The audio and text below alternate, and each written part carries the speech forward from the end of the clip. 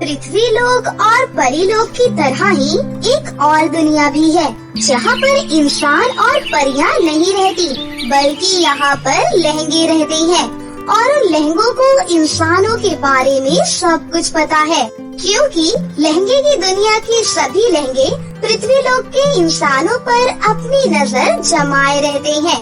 वो पता करते रहते थे कि इंसानों के साथ क्या हो रहा है। एक दिन सभी लहंगों की नजर सुनीता नाम की एक लड़की पर जाती है।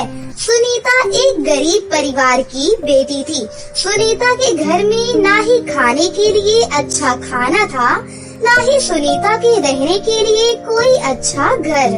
सुनीता और उसकी माँ बहुत मुश्किलों से अपना जीवन गुजार रहे थे। एक दिन सुनीता अपनी माँ के साथ बाजार जाती है। वहाँ रंग बिरंगे लहंगे देखकर सुनीता कहती है, माँ ये लहंगा कितना सुंदर है, मुझे दिला दो ना माँ। वैसे भी मैंने कितने समय से कोई भी कपड़े नहीं खरीदे हैं और अब मेरे पास कोई सुंदर कपड़े भी नहीं है। प्लीज माँ दिला दो ना माँ।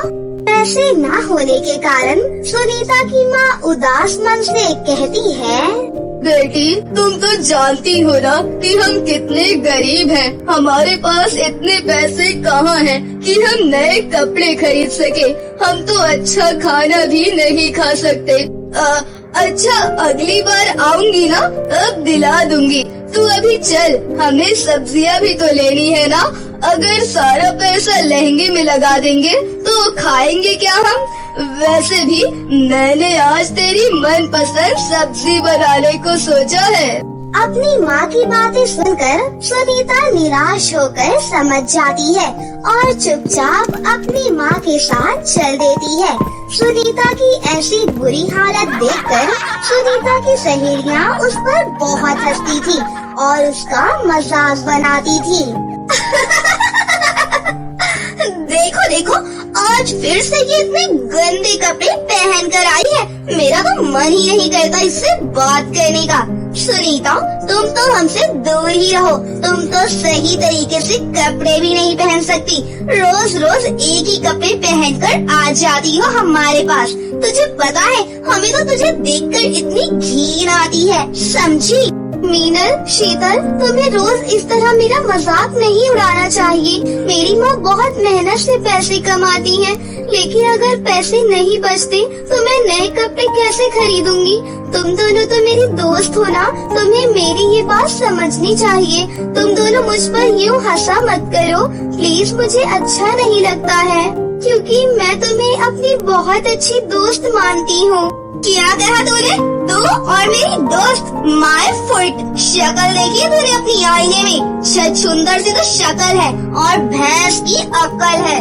सुनीता को अपनी सहेलियों की ये सारी बातें सुनकर बहुत गुस्सा आ जाता है और वो अपनी माँ के पास जाकर कहती है, माँ मुझे अभी लहंगा चाहिए। सब लोग मेरा इतना मजाक उड़ाते हैं कि मेरे पास पहनने को कपड़े भी नहीं है। तुम अभी चलो माँ और मुझे एक सुंदर सा लहंगा दिलाओ।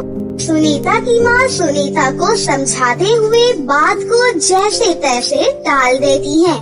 फिर रात हो जाती है और सभी लोग सोने चले जाते हैं। अरे नहीं, ये बच्ची तो बहुत गरीब है। इसे खुश करने के लिए कुछ न कुछ तो करना ही होगा। अगले दिन सुनीता सुबह उठकर रोज की तरह खेलने निकल जाती है, लेकिन आज जब वो दरवाजा खोलती है तो उसे दरवाजे के सामने एक बहुत सुंदर सा लहंगा नजर आता है। सुनीता उसे देखकर बहुत खुश हो जाती है और उस लहंगे को फटाफट से अंदर लेकर आ जाती है और जल्दी से उसको पहन लेती है। सुनीता उस लहंगे में बहुत ही सुंदर लग रही थी। तभी उसकी माँ ने हैरानी से उससे पूछा, मेरी प्यारी बेटी ये लहंगा किसका है और ये तुम कहाँ से लाई हो? माँ ये लहंगा मुझे अपने दरवाजे के बाहर मिला। मेरे लिए कोई इसे छोड़ कर गया था। देखो ना माँ, मैं इसमें कितनी ज्यादा सुंदर लग रही हूँ। बिल्कुल एक परी के जैसी लग रही हूँ ना माँ। सुनीता की माँ सुनीता को इतना खुश देखकर बहुत खुश हो जाती है, लेकिन उन्हें क्या पता था कि ये लहंगा कोई मामूली नहीं बल्कि जादुई लहंगा है। सुनीता जो भी कहती वो सब कुछ सच हो जाता था। अरे यार, आज मेरा चॉकलेट खाने का बहुत मन कर रहा है, काश मुझे चॉकलेट मिल जाती। सुनीता के इतना कहते ही उसके पास चॉकलेट का एक बड़ा सा बॉक्स आ जाता है, लेकिन सुनीता को इस जादू पर भरोसा ही नहीं हो रहा था, इसीलिए वो लहंगे को परखने के लिए 2-4 और चीजों की डिमांड करती है और वो सारी चीजें भी पूरी हो जाती हैं। अब सुनीता को यकीन हो जाता है कि ये कोई आम लहंगा नहीं बल्कि जादुई लहंगा है। उस दिन के बाद से उन लोगों की गरीबी पूरी तरह से दूर हो जाती है और जादुई लहंगे से उनकी जिंदगी हंसी खुशी से बीतने लगती है। शिकारापुर गांव में रहने वाले रमैया की 2 बेटियां थीं, प्रीति और काजल। प्रीति का रंग सांवला और काजल का रंग बेहद गोरा था। कुछ दिनों पहले ही उनकी दर्जी माँ की मौत हो गई थी। इस सदमे ने रमैया को इस कदर घेर लिया कि दुनियादारी से उसे कोई वास्ता नहीं रहा। ऐसे में घर की स्थिति बिल्कुल बेकार हो गई। फिर एक दिन चंदा उनके घर आती है। अरे प्रीति, क्या बात है बिटिया, तू चौखट पर क्यों बैठी है? चंदा मौसी, मुझे कुछ भी समझ में नहीं आ रहा। बापू और ज्यादा बीमार हो गए हैं, घर में खाना बनाने को कुछ भी नहीं बचा है, अब मैं क्या करूं? प्रीति, इस वक्त तेरे कंधों पर तेरे बीमार बापू और छोटी बहन की जिम्मेदारियां हैं। ऐसे में तू ही हिम्मत खो बैठेगी तो कैसे चलेगा? तू तो अपनी माँ के जैसे सिलाई बुनाई करती है ना, तो फिर तू दर्जी क्यों नहीं बन जाती? उससे दाना पानी के लिए सोचना तो नहीं पड़ेगा बेटी। चंदा की दी हुई सूझबूझ के बाद से प्रीति अपनी स्वर्गवासी माँ की सिलाई मशीन पर कपड़े सिलना शुरू कर देती है। कपड़ों की बेहतरीन सिलाई बुनाई देखकर सभी लोग उसी से कपड़े सिलवाने लगते हैं, मगर प्रीति को उसकी मेहनत के बराबर पैसे नहीं मिलते हैं। दिन रात आंखें फोड़कर मेहनत करने के बावजूद भी सिलाई में अच्छा मुनाफा नहीं मिल रहा। घर का दाना पानी और बाबू की दवा दारू तक का भी खर्चा नहीं निकल पा रहा है। कहाँ हूँ माँ आप? आपकी ये गरीब दर्जी बेटी एकदम अकेली पड़ गई है। ऐसे कहते हुए प्रीति की आँखें अपनी गरीबी को निहारते हुए नम हो जाती हैं। उस रात तेज तूफान उठता है, ठंडी हवाएं प्रीति के घर को घेरने लगती हैं। ऐसे में टूटे फूटे खटिए पर पड़ा रमैया दर्द से छटपटाता हुआ प्रीति को बुलाता है। प्रीति, अरे यहाँ बेटी, आज तेरे बापू के पास ज्यादा समय नहीं है, इधर आ जल्दी। क्या हुआ बापू, आप ऐसे क्यों कह रहे हैं? अरे बेटी वादा कर, तू अपनी छोटी बहन को पढ़ाएगी लिखाएगी और उसके भविष्य को संवारेगी। वादा कर मुझसे। हाँ बापू, मैं वादा करती हूँ, मैं काजल को पढ़ाऊंगी और धूमधाम से उसकी शादी कराऊंगी। इसी के साथ रमैया हमेशा के लिए अपनी आंखें बंद कर लेता है और वो तूफानी रात दोनों बहनों पर बिजली बनकर गिरती है। दोनों बहनें अनाथ और बेसहारा हो जाती हैं, मगर किसी के जाने से जिंदगी कहाँ रुकती है। दीदी, पापू हमें छोड़कर कहाँ पर चले गए? वो हम बहनों को अपने साथ लेकर क्यों नहीं गए? हम वहाँ नहीं जा सकते काजल, बापू की दुनिया हमसे बहुत दूर हो गई है। अब तुम्हें अपनी दर्जी दीदी के साथ ही रहना होगा। समय बीतता है और गरीब दर्जी प्रीति अपनी बहन को स्कूल में दाखिला दिलाने के लिए दिन रात कपड़े सिलती रहती है। अरे प्रीति, मेरे कपड़े सिल दिए हैं ना? हाँ श्वेता चाची, आपके कपड़े तैयार हैं। फिर ये ले 200 रुपए। श्वेता चाची, पैसे कम हैं, 4 ब्लाउज सिलने के 400 रुपए हो गए। श्वेता बेहद ही कंजूस थी, वो प्रीति से कपड़े तो सिलवाती, मगर जब बात पैसे देने की आती तो वो अक्सर सिलाई बुनाई में नुक्स निकाल कर प्रीति को कम पैसे देकर अपना पल्ला झाड़ लेती। अरे बावली हो गई है क्या प्रीति? अरे सारे ब्लाउज का दाम तो अच्छे खासे दर्जी भी 100 रुपए नहीं लेते। फिर तू तो गांव की गरीब दर्जी है, चुपचाप जो दिया है उसे रख ले, वरना फिर कभी ये श्वेता तुझसे कपड़े ना सिलवाएगी। ऐसा कहकर उसने कहीं न कहीं गरीब दर्जी प्रीति की दुखती रग पर हाथ रख दिया था। प्रीति पैसे लेने के बाद कपड़े सिलती है और पाई पाई जोड़कर काजल को स्कूल में दाखिला दिला देती है। काजल मेरी प्यारी बहन, आज से तुम स्कूल जा रही हो। तुम्हें पढ़ लिख कर अपनी दीदी का नाम रोशन करना है। तुम ऐसा करोगी ना? हाँ दीदी, अपनी दर्जी दीदी की मेहनत जाया नहीं जाने दूंगी। मैं बहुत मेहनत करूंगी। समय बीतता है और दोनों बहनें अपने अपने हिस्से की मेहनत करती हैं। फिर कई सालों के बाद दीदी, आपकी बहन ने 12th में टॉप किया है। यकीन नहीं होता कि 10 साल बीत गए और मेरी छोटी सी बहन अब 20 बरस की हो गई है। दीदी, अब बस बहुत हुआ। अब मैं मेरी आगे की पढ़ाई अपने बलबूते पर पूरी करूंगी। अब इस छोटी बहन को अपनी जिम्मेदारी निभाने दीजिए। बरसों से ये हाथ सिलाई बुनाई कर रहे हैं। अब इन सोनी हथेलियों को सजाने की बारी है। काजल बिल्कुल सही कह रही है बेटी। अब तुझे अपनी गृहस्थी बसा लेनी चाहिए। तेरे लिए एक रिश्ता देखा था तो मैंने उन्हें आज तुझे देखने को बुलाया है। जा जल्दी से तैयार हो जा। मगर चंदा मौसी, अगर मगर कुछ नहीं दीदी, चलिए मेरे साथ। थोड़ी ही देर में लड़के वाले उनके घर पर आते हैं। प्रीति उन्हें नाश्ता कराती है। तभी लड़के की माँ यामिनी कहती है, अगर तुम्हारी मेहमान नवाजी खत्म हो गई हो तो मैं मुद्दे पर आती हूँ। देखो प्रीति, तुम्हारा सांवला रंग मेरे बेटे के साथ मेल नहीं खा रहा। मेरे अखिल को तुम्हारी छोटी बहन जच गई है, जो कि तुम्हारे घर में कोई बड़ा नहीं है, तो दान दहेज का बंदोबस्त तुम देख लेना। बस 10 लाख रुपए कैश, 1.25 किलो सोना और साथ में सामान तो तुम दोगी ही। आखिर मेरे बाद मेरे बंगले कोठियों की मालकिन तुम्हारी बहन ही तो होगी। ठीक है, मुझे मंजूर है यामिनी जी। अपने पिता को दिए वादे को पूरा करने के लिए गरीब दर्जी बहन कर्ज के लिए कई द्वार खटखटाती है, मगर कोई भी उसकी मदद नहीं करता। देर शाम को जब वो घर लौटकर आ रही होती है, तभी चौराहे के बीच में उसे एक लाल रंग का स्ट्रॉबेरी का लहंगा चमचमाता हुआ दिखाई देता है।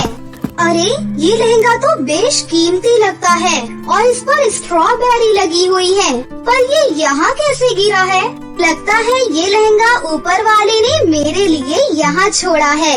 फिर प्रीति उस लहंगे को घर ले आती है। वो अपनी बहन को रास्ते की सारी बात बताती है। इस स्ट्रॉबेरी के लाल लहंगे में एकदम अप्सरा लगेगी मेरी छोटी बहन। मगर दीदी, क्या आपने ये सोचा है कि दान दहेज के पैसे कहाँ से आएंगे? यही तो सोच रही हूँ मेरी बहन। काश इस लहंगे की तरह पैसे भी मिल जाते।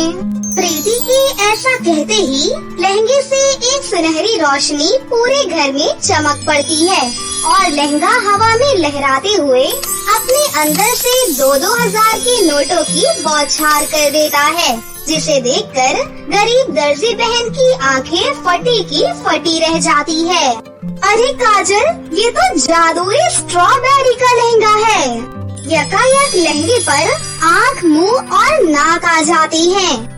हाँ प्रीति, मैं जादुई स्ट्रॉबेरी का लहंगा हूँ, जिसे रानी परी ने पृथ्वी लोक पर भेजा है। इससे तुम्हारे घर के सारे दुख मिट जाएंगे। हे जादुई लहंगे, क्या तुम मुझे सब कुछ दे सकते हो? आजमा कर देख लो। कुछ दिनों में मेरी बहन की शादी है। मैंने लड़के वालों को दहेज में 1.25 किलो सोना देने का वादा किया है। इसी के साथ जादुई स्ट्रॉबेरी के लहंगे के मुंह से सोने के जेवर जमीन पर गिरने लगते हैं, जिसे देखकर प्रीति जादुई लहंगे का शुक्रिया अदा करती है।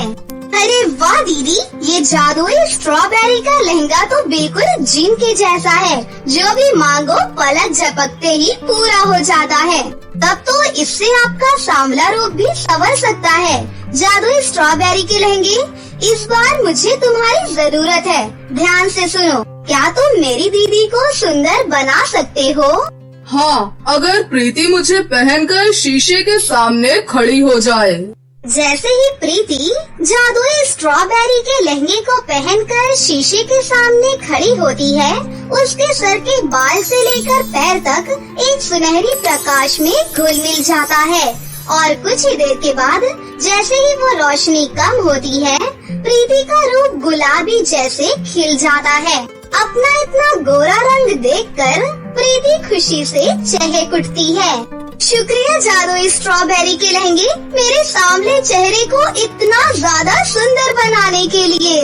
प्रीति का बदला हुआ गोरा चेहरा देखकर पूरे गांव में उसकी खूबसूरती के चर्चे चलने लगते हैं। साथ ही प्रीति को अर्जुन नाम के एक अमीर लड़के का रिश्ता भी आता है और दोनों बहनें एक साथ दुल्हन बनती हैं।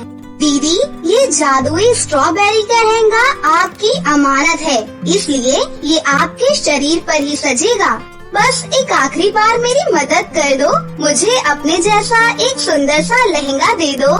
फिर जादुई लहंगे से निकली सुनहरी किरण जैसे ही काजल पर पड़ती है, वो हूबहू वैसे ही स्ट्रॉबेरी के लहंगे में सजी नजर आती है। जिसके बाद प्रीति अपने जादुई स्ट्रॉबेरी के लहंगे को पहनती है। उस पर जादुई स्ट्रॉबेरी का लहंगा हीरे के जैसा चमक रहा था। शुक्रिया जादुई स्ट्रॉबेरी के लहंगे, तुम्हारी मदद से हम गरीब दर्जी बहन ने ये दिन देखा है। हाँ, इस जादुई लहंगे ने हमारी दुविधा को मिटा दिया। इस तरह आसमान में छिटके तारों भरी उस रात में गरीब दर्जी बहनों की बारात गांव भर में जुगनू के जैसे टिमटिमा रही थी। इसके अंत में दोनों बहनों की शादी का सपना साकार हो जाता है। एक समय की बात है, किसी गांव में करुणा नाम की एक औरत रहा करती थी। उसकी एक बेटी भी थी जिसका नाम उसने श्रुति रखा था। करुणा एक अपाहिज बूढ़ी औरत थी। करुणा का घर पेंशन में मिल रही मदद की वजह से चल रहा था। वो बहुत ही ज्यादा गरीब थे, जिस वजह से उन्हें खाने तक के पैसे भी बड़ी मुश्किल से हो पाते थे। ऐसे में श्रुति को पालना और उसे पढ़ाना बहुत मुश्किल था, इसलिए श्रुति घर में ही रहा करती थी और अपनी माँ की देखभाल किया करती थी। बेटी, मैं कितनी लाचार माँ हूँ जो तुझे अच्छा जीवन भी नहीं दे सकती, तुझे पढ़ा लिखा भी नहीं सकती। मुझे पता है मेरी बच्ची, तेरा भी तो बाकी सभी बच्चों की तरह पढ़ने लिखने का मन करता होगा ना, उनके जैसे ही मस्ती करने का मन करता होगा, मगर मैं तुझे कुछ भी नहीं दे सकती। मैं कितनी बुरी माँ हूँ ना। नहीं माँ, ऐसी कोई बात नहीं है। आपका ध्यान रखना भी तो उससे कहीं गुना ज्यादा जरूरी है ना माँ। आपने मुझे जीवन दिया है माँ, इसलिए मेरा फर्ज बनता है कि मैं आपका ध्यान रखूं। और माँ, आप मेरी पढ़ाई की फिक्र मत करो, मैं अपने दोस्त की किताब से पढ़ लेती हूँ। मेरी एक दोस्त है ना माँ, मैं उसके साथ कभी कभी पढ़ने की कोशिश कर लेती हूँ, मुझे उसी में खुशी मिल जाती है। बेटी, आज अगर तेरे बाबा जिंदा होते तो आज तू भी दूसरे बच्चों की तरह खुशी खुशी अपना जीवन जीती। मेरे बाद वही इस घर को अपने कंधे पर रख कर चल सकते थे, मगर वो तो तेरे जन्म के कुछ दिन बाद ही हम दोनों को छोड़कर चले गए। माँ, आप भी ना फालतू में ही उदास हो रही हो। क्या मैंने कभी आपसे कहा कि मुझे पढ़ना है, मुझे ये चाहिए, मुझे वो चाहिए? कभी नहीं कहा ना माँ, क्योंकि मुझे कुछ भी नहीं चाहिए, मुझे बस आप चाहिए। मैं आपके साथ बहुत खुश हूँ माँ, और जब तक आप ठीक थी आपने मेरा कितना ख्याल रखा है, मेरे लिए हमेशा कुछ न कुछ लाती ही रहती थी ना माँ। हाँ मेरी बच्ची, जब तक मैं ठीक थी मैं तेरे लिए हमेशा तेरी मनपसंद चीज लेकर आती थी, जलेबी, नूडल्स, समोसे वगैरह, जिन्हें तू बड़े ही प्यार से खाती थी। मगर आज देखो, आज हमारे घर में खाने तक के लिए भी कुछ नहीं है, और अब तो तुझे मेरी वजह से भूखा सोना पड़ता है। काश ऊपर वाले ने मेरे साथ वो हादसा न किया होता तो आज मैं अपाहिज नहीं होती। और आज तेरा भविष्य कुछ और ही होता तो भी बाकी सभी बच्चों के साथ ही स्कूल जाती और पढ़ाई लिखाई करती और सभी के साथ खूब मौज मस्ती करती। माँ कोई बात नहीं, दुख के बादल ज्यादा समय तक नहीं रहते। आप ही तो मुझसे कहा करती थी ना ये बात, फिर आज आप इसे कैसे भूल सकती हैं माँ? आपने ही मुझे बताया था ना कि भगवान अच्छे के साथ हमेशा अच्छा करता है और भगवान हमारी परीक्षा लेने के लिए कभी कभी थोड़े बहुत कष्ट देता है। ऐसे में हमें हार नहीं माननी चाहिए बल्कि उसका डटकर सामना करना चाहिए। हाँ मेरी बच्ची, मैंने तुम्हें ये सब सिखाया था, मगर बेटी मैं क्या करूँ, मुझसे तेरी ये हालत देखी नहीं जाती है जब तू भूख के मारे चिल्लाती है और खाने के लिए घर में एक अन्न का दाना तक भी नहीं होता है। बेटी अगर आज मुझे मेरी पेंशन भी ना मिल रही होती तो पता नहीं आज हमारा क्या होता। अब हम दोनों सिर्फ पेंशन के पैसे से ही अपना पेट भर पाते हैं। ये कहकर करुणा बहुत दुखी हो जाती है और उसकी आंखों से लगातार आंसू बहने लगते हैं और उसकी बेटी श्रुति अपनी माँ को चुप करवाती है और उसके आंसू पोंछने लगती है। उसके बाद दोनों सो जाते हैं। ऐसे ही कई दिन बीत जाते हैं और फिर दिवाली नजदीक आने वाली होती है। दिवाली मनाने के लिए सभी लोग अपने घर की साफ सफाई करने लग जाते हैं और अपने घर को सजाते हैं, मगर करुणा का घर तो टूटा फूटा होता है और उसकी लकड़ी की छत जो कि आधी खराब हो चुकी होती है, वो अपने घर की हालत देखकर ऊपर वाले से प्रार्थना करने लगती है कि इस साल दिवाली उसकी बहुत अच्छी जाए, उसकी बेटी के सारे दुख दूर हो जाएं। माँ दिवाली आने वाली है, मैं भी अपने घर की साफ सफाई करूँगी और अपने घर को अच्छा बनाऊंगी जैसे बाकी सब कर रही हैं। तभी श्रुति के घर पर उसकी कुछ दोस्त आ जाती हैं और श्रुति से कहने लगती हैं, देख श्रुति, मेरे माँ बाप ने इस बार दिवाली पर मुझे ये वाला लहंगा दिलवाया है, कितना सुंदर लग रहा है ना? हाँ ये तो सच में बहुत ही सुंदर लग रहा है। तू तो इस दिवाली में इसे पहनने के बाद बहुत ही ज्यादा सुंदर लगेगी। हाँ श्रुति, अच्छा मैं चलती हूँ, मुझे अपनी और भी दोस्तों को अपना ये लहंगा दिखाना है और इस दिवाली पर उन सब ने क्या खरीदा वो भी तो देखना है। अच्छा श्रुति, तूने इस दिवाली अपने लिए कुछ खरीदा है क्या, या फिर हर बार की तरह ही फटे पुराने कपड़े में दिवाली मनाएगी? नहीं नहीं, इस बार मैं भी अपने लिए एक लहंगा लेने जाने वाली हूँ और उसे इस बार दिवाली पर जरूर पहनूंगी, देखना तुम भी। ठीक है श्रुति, मुझे तुम्हारा लहंगा जरूर देखना है। ऐसे कहकर वो वहाँ से चली जाती है और श्रुति उनके जाते ही उदास हो जाती है और वो रोने लग जाती है। उन लोगों के बीच हुई सारी बात श्रुति की माँ सुन लेती है।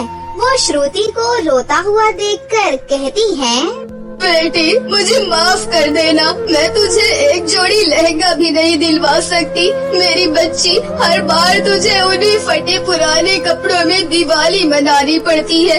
काश मैं ठीक होती तो आज ये दिन नहीं देखना पड़ता। बेटी मुझे माफ कर देना। ये कहकर करुणा रोने लग जाती है और श्रुति उसके आंसू पोंछते हुए कहती है, माँ आप निराश मत हो, मैं उन्हीं कपड़ों में दिवाली मना लूंगी। और फिर श्रुति अपनी माँ से ऐसे बोलते हुए वहाँ से चली जाती है। वो रोते हुए भागती है और जंगल में आ जाती है कि तभी दिव्या नाम की एक औरत उसके पास आ जाती है और उससे कहती है, क्या हुआ बेटी, तुम रो क्यों रही हो, क्या बात है? श्रुति उस औरत को सारी बात बता देती है। दिव्या उसकी बात सुनने के बाद बहुत दुखी होती है और उस पर दया करके उससे कहती है, बेटी तुम फिक्र मत करो, मेरे पास तुम्हें देने के लिए कुछ है, तुम मेरे साथ आओ।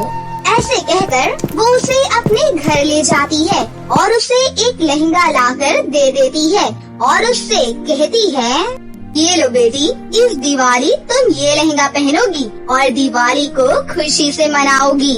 पर ये आप मुझे क्यों दे रही हैं? और ये लहंगा किसका है? बेटी ये लहंगा मैं अपनी बेटी के लिए लाई थी दिवाली पर पहनने के लिए। मगर एक हादसे में वो मुझे छोड़कर चली गई। बेटी, तुम मेरी बेटी जैसी ही हो, इसलिए मैं ये तुम्हें देना चाहती हूँ। मुझे ऐसा लगेगा कि मेरी बेटी ने ये लहंगा पहना है और मुझे सच में बहुत अच्छा लगेगा। और फिर श्रुति उस लहंगे को लेकर अपने घर पर आ जाती है। इस तरह देखते ही देखते दिवाली भी आ जाती है। दिवाली को श्रुति उसी लहंगे को पहनती है। वो उसे पहनकर बहुत ही सुंदर लग रही होती है। श्रुति अपनी माँ को वो सब कुछ बता देती है कि वो लहंगा उसे कहाँ से मिला। पर करुणा का घर अभी भी टूटा फूटा और अंधेरे में होता है और उनके घर में लाइट तक नहीं होती है और खाने के लिए ना ही कोई मिठाई और पकवान होता है। करुणा इस बात से दुखी होती है। तभी श्रुति अपनी माँ से दुखी होने की वजह पूछती है और वो उसे बताती है, माँ कोई बात नहीं, अगर हमारे पास मिठाई नहीं है, घर टूटा फूटा है तो क्या हुआ, हम दिवाली को दिल से मनाएंगे, भगवान इसी से बहुत खुश हो जाएंगे। ये कहते ही वो लहंगा जोर से चमकने लगता है और तभी उनका टूटा फूटा घर एक सुंदर से जगमगाते घर में बदल जाता है और उनके सामने मिठाई और पकवान आ जाते हैं। ये देखकर वो दोनों चौंक जाते हैं, लेकिन श्रुति समझ जाती है कि ये एक जादुई लहंगा है। माँ देखो ना, ये जादुई लहंगा है, मैंने जो जो कहा वो सब कुछ आ गया। माँ शायद इतने दुखों के बाद ऊपर वाले को हमारे ऊपर तरस आ गया, इसलिए तो उन्होंने मुझे ये जादुई लहंगा दे दिया। माँ मैं अब आपका इलाज भी करवा सकती हूँ ना, और मैं पढ़ने के लिए अच्छे से स्कूल में भी जा सकती हूँ ना माँ। हाँ मेरी बच्ची, तू ये सब कर सकती है। और फिर वो लोग अपनी दिवाली बड़े ही धूमधाम और खुशी के साथ मनाती हैं। दिवाली के बाद श्रुति अपनी माँ का इलाज एक बड़े से हॉस्पिटल में करवाती है, जिससे उसकी माँ अब बिल्कुल ठीक हो जाती है। और फिर उसकी माँ श्रुति का एडमिशन एक इंग्लिश मीडियम स्कूल में करा देती है। उसके बाद बाकी की जिंदगी वो लोग खुशी से और चैन से जीते हैं। तो दोस्तों, कैसी लगी आपको हमारी ये कहानी? अगर आपको हमारी कहानी अच्छी लगी हो तो इसे जरूर लाइक करें, साथ ही हमारे चैनल को सब्सक्राइब भी कर लें और बेल आइकन को दबाना ना भूलें। मिलते हैं अगली वीडियो में। धन्यवाद।